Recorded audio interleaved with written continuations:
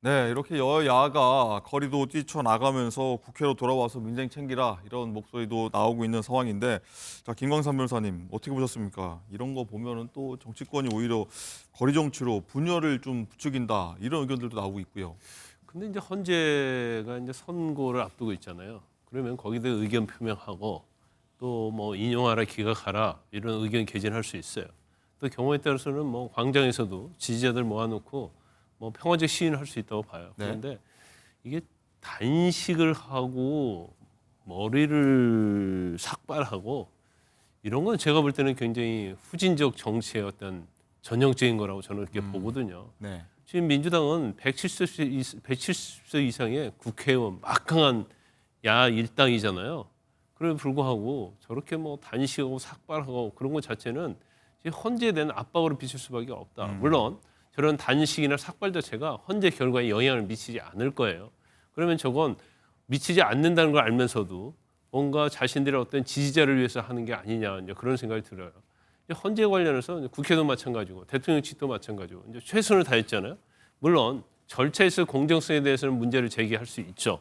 이제 그렇지만 이제 선거를 앞둔 시점에서 헌재에서 지금 평의를 하고 있는 중이고 네. 또 평결하고 결정할 겁니다. 그러면 이제는 뭐 의견은 표명할 수 있지만 저런 식으로 뭔가 압박을 주고 이런 것은 제가 볼 때는 그렇게 적절한 행동은 아니다 봅니다. 네. 김상일 대변인, 예. 일단 민주당 보면 오늘 여의도 국회부터 이 광화문까지 도보 행진을 전원이 한다고 하는데, 이재명 대표가 비명계 인사들과 뭐 시국 간담회도 오후에 예정이 돼 있고요. 윤 대통령 석방 이후에 여론전에 어떤 급 가속을 하는 모습도 보여지고요. 어떻게 네. 보십니까? 이 윤 대통령 석방은요, 많은 사람을 당혹하게 했죠. 그리고 거리에서 이루어지는 보수 집회의 어떤 극렬한 언어와 행동 이런 것들이 혹여라도 영향을 주었을까 하는 우려를 낳고 있는 것도 사실입니다. 그렇기 때문에 그 불안감이 헌재로 전달되거나 이런 거를 막고 싶은 그런 마음이 있는 것 같아요. 그래서 이렇게 우리도 뭐 많은 사람들이 우리의 지금 똑같은 마음을 가지고 있는 사람들이 있다라는 걸 보여줌으로써 지금 보수 집회가 헌재를 흔드는 걸 좀 방어하고 싶지 않은가 이런 생각이 좀 들고요. 그리고 보수 집회가 커짐으로써 이게 다수의 의견이야? 물론 여론조사가 그걸 막아주고는 있지만 어쨌든 그런 불안감이나 이런 게 있는 게 또 사실입니다. 그렇다고 한다면은 여론이 왜곡될 수 있지 않을까?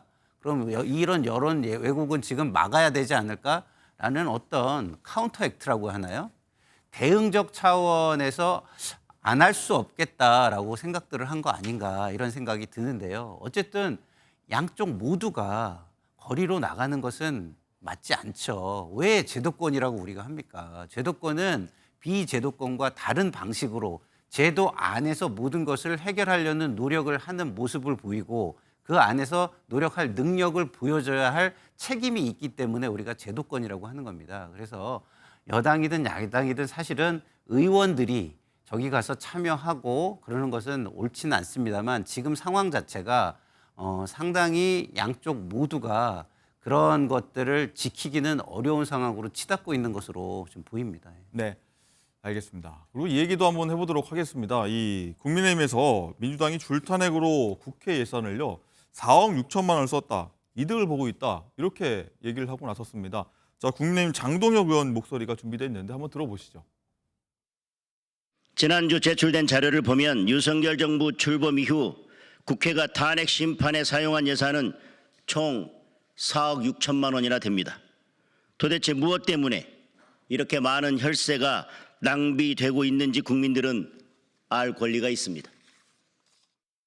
네, 최근에 뭐 문 닫는 자영업자들 굉장히 많다고 들었는데 탄핵 심판에 한 4억 6천을 국세 측이 썼다는 건데, 김광삼 변호사, 어쨌든 정부 고위공직자 탄핵 심판에 친야 성향의 변호사들을 주로 선임했다는 의혹이 있다라고 하면서 이 의혹을 문제를 좀 제기한 거예요.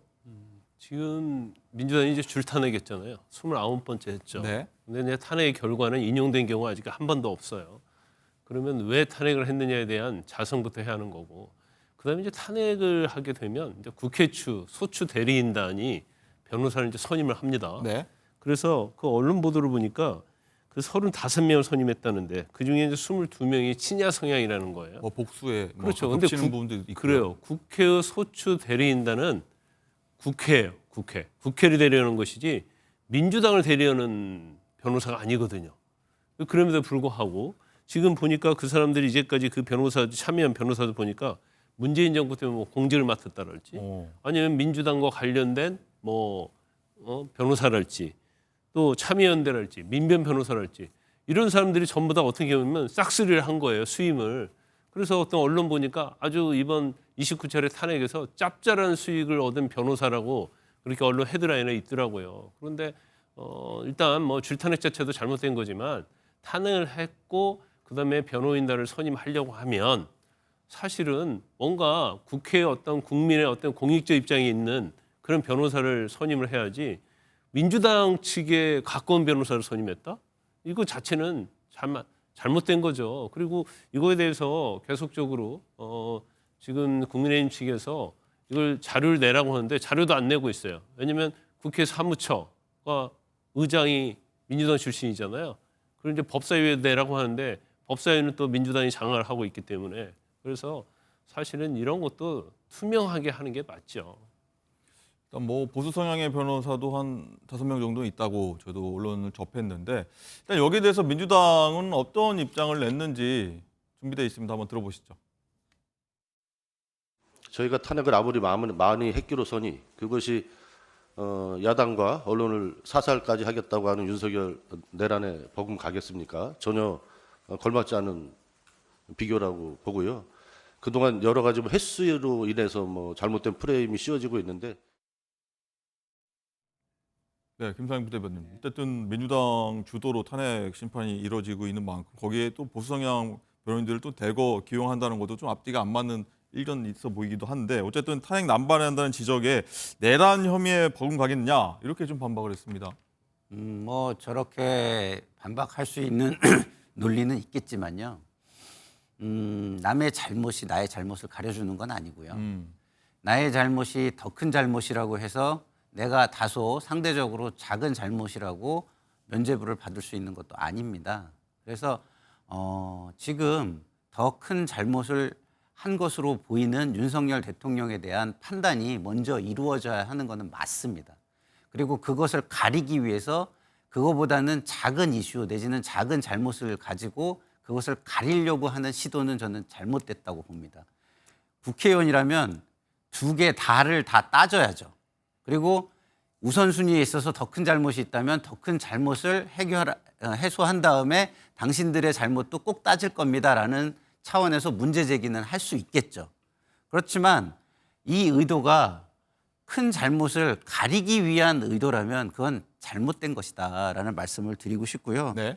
어쨌든 탄핵 남발과 예산 낭비는 저는 있어서는 안 된다고 봅니다. 단지 그것을 심판하고 처벌할 수 있는 방법이 선거뿐이 없다는 거예요, 지금은. 그러면 그 방식으로 심판하고 처벌이란 표현은 안 맞지만 심판하려고 노력하는 것이 맞습니다. 그럼 유권자에게 이런 게 잘못됐다는 걸 알려서 다음 선거에서 응당 심판을 받게 본인들이 좀 더 당당한 모습, 더 잘하는 모습 이거를 보이는 게 중요한데 더 큰 잘못은 옹호하고 있다는 점에서 이것을 제가 볼 때는 다음 선거에서 심판할 수 있게 만들 수 있겠느냐 이런 부분은 저는 한번 돌아봐야 되지 않을까 생각을 하고요. 그리고 변호사 선임이 좀 일방적이다라는 것은 네. 제가 지금 선임 절차가 어떻게 돼 있는지를 몰라서 비판하기가 좀 어렵습니다만 네. 만약에 좀 임의적인 선정, 이게 세금이잖아요. 국민의 세금. 국민의 세금은 누가 임의적으로 이거를 판단하기는 좀 맞지 않아요. 그런 차원에서 지금 선정 절차가 조금 불공정하게 선임하게 돼 있다면 그것 그 제도를 좀 정비할 필요는 있겠다 이런 생각이 듭니다. 네. 자, 그리고 민주당이 윤 대통령 석방에 대한 책임을 일단 검찰에 묻겠다 이런 상황에서 심우정 검찰총장에 대한 탄핵을 추진한 거 두고도 여야가 첨예하게 맞붙고 있죠. 여야 목소리 한번 들어보시죠. 심우정 검찰총장은 내란 속의 윤석열을 풀어줌으로써 국민 불안과 불필요한 혼란을 가중시켰고 윤석열에게 결정적인 증거 인멸과 도피의 기회를 만들어줬습니다. 일말의 양심과 명예는 온데간데 없고 권력 바라기에 비루함만 남았습니다. 대가를 치르게 될 것입니다. 민주당이 심우정 검찰총장을 탄핵하겠다는 사유가 무엇인지 국민은 납득할 수 없습니다. 본인은 8개 사건, 12개 혐의, 5개 재판에 악영향이 갈까 봐 판사 탄핵은 못하고 법원의 판결을 따랐을 뿐인 검찰총장만 탄핵하겠다는 것 아닙니까? 자, 김광선 변호사님, 많은 분들 어떻게 들을지 한번 판단을 시청자분들 하고 계실 것 같은데 일단은 여야가 본인 좀 입맛에 맞게끔 공격 대상을 정한 것 같다 이런 얘기도 나오고요. 어떻게 보십니까? 아니, 민주당 걸핏하면 그냥 검찰을 악마화하고 검찰을 공격하고 있어요. 그런데 지금 이 석방 결정, 구속 취소 결정을 한 것은 법원이거든요. 법원이 이제까지 검찰이 해왔던 관례를 깨고 시간으로 계산한다고 한 거 아니에요. 네. 그다음에 이 구속 만기와 관련된 논란이 없다 하더라도 지금 공수처의 수사권이 있는지 없는지 불분명하다는 거 아닙니까? 그러면 이 사건 자체가 원칙은 공수처가 이 수사에 끼어들면서 생긴 거예요. 구속기한 만기도 그냥 검찰이 경찰 수사했으면 구속 만기 아마 제가 볼 때는 계산 같은 것이 별 문제가 안 됐을 거예요. 그럼 공수처는 누가 만들었어요? 자신들이 만들 거 아닙니까? 그 당시도 굉장히 여러 가지 합의하지 않은 상태에서 그런 다음에 물론 이제 검찰이 민주당 말대로 잘못했다고 치자 이거예요. 근데 전국적으로 대통령이 석방된 것은 결과적으로 법원의 결정에서 석방이 된 거거든요. 그러면 가장 영향을 많이 미친 것이 법원의 결정이거든요. 네. 왜 법원에 대해서 한마디도 못하는 거예요? 그래놓고 검찰만 가지고 이렇게 공격을 하고 또 탄핵하겠다고 그런 거 아닙니까? 아까 얘기했지만 29번이나 탄핵했는데 탄핵이 인용된 적이 있습니까? 이거 자체도 탄핵 사유는 그거예요.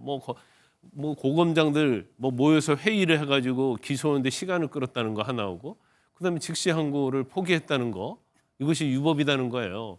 근데 이게 탄핵 수치 사유가 될 수가 없거든요. 그건 재량의 범위고 의견을 듣기 위해서 회의를 한 것임에도 불구하고 이거 탄핵 사유가 안 된다는 걸 알고 있어요. 제가 장담합니다. 100% 탄핵 기각됩니다. 장담입니까? 그렇죠. 민주당도 아마 내부적으로는 100% 탄핵 기각이라는 거 알고 있을 거예요. 알고 있으면서 왜 이런 짓을 합니까? 또 탄핵 소추한 다음에 또 친야 성향 변호사 또 선임해서 또 할 거예요? 이런 것은 이제 더 이상 반복하면 안 돼요. 대통령 탄핵에 대한 인용 기각 결정이 이제 코앞에 두고 있잖아요. 그럼 이제 기다려야지.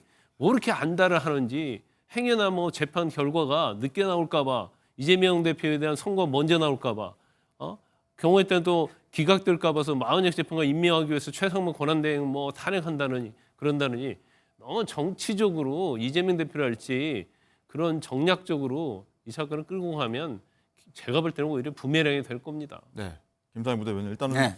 이재명 대표가 여러 가지 재판이 있으므로 네. 법원을 좀 자극하기보다는 네. 검찰을 겨냥한 거 아니냐 이런 네. 취지 말씀이신 것 같아요. 저는 민주당이 잘못된 게 있으면 하시라도 비판할 준비가 돼 있습니다. 그렇지만 이것은 민주당을 비판하기는 저는 좀 어렵습니다. 왜냐하면 이 판단, 법원의 판단들이 다 하급심의 판단들입니다. 그러면 기준을 만들고 판례를 성립하기 위해서라도 상급심으로 가져가는 게 맞습니다. 그리고 검찰은 역할이 뭡니까? 공소유지입니다. 공소유지에 최선을 다해야 됩니다. 네. 그래서 해볼 수 있는 건 다 해보는 게 맞는 겁니다. 왜 본인들이 이게 문제가 있을지 없을지 그 가능성을 가지고 미리 판단을 하죠? 저는 그거는 잘못됐다고 봅니다. 그리고 민주당이 법원에 대해 얘기하지 않는 거는 저는 옳은 거라고 봅니다. 왜? 법원의 판단은 최종 판단이지 않습니까? 그러면은 그것을 존중해야 되고 그리고 그것이 최종 판단이 아닌 그 이상의 판단을 구해보려고 하면은 상급심으로 가져가려고 해야 하는 것입니다. 제도 안에서 판단을 받아봐야 되는 거죠. 그렇기 때문에 하급심의 판단에 대해서 뭐라고 하지 않고 상급심 판단을 받아봐야 된다는 주장을 했고 검찰에 그런 부분을 강력하게 요청을 했습니다. 그런데 검찰이 그런 부분을 받아들이지 않은 것이죠. 그렇기 때문에 그것이 합당하고 그리고 충분히 수긍이 가능하다면 검찰을 비판할 일이 없겠죠. 그러나 많은 국민들이 이번 검찰의 그런 행위는 굉장히 이례적이라고 보여지는 것과 또 굉장히 윤석열 대통령 그 사건과 맞물려 있기 때문에 네. 검찰의 제 식구 감싸기로 의구심이 드는 부분이 굉장히 큽니다. 그래서 그런 부분에 대해서 검찰이 생각하지 못했다는 것, 이것도 저는 잘못이라고 생각하고, 더더군다나 공소 유지의 주요한 수단 중에 하나가 구속입니다. 그런데 그 주요한 수단의 유지를 실패했지 않습니까? 그러면 그 부분에 대해서도 누군가는 책임을 져야 합니다. 그래서 그런 책임에 대해서 또 당연히 비판과 책임지라는 요구가 있을 수 있다고 저는 생각합니다. 네.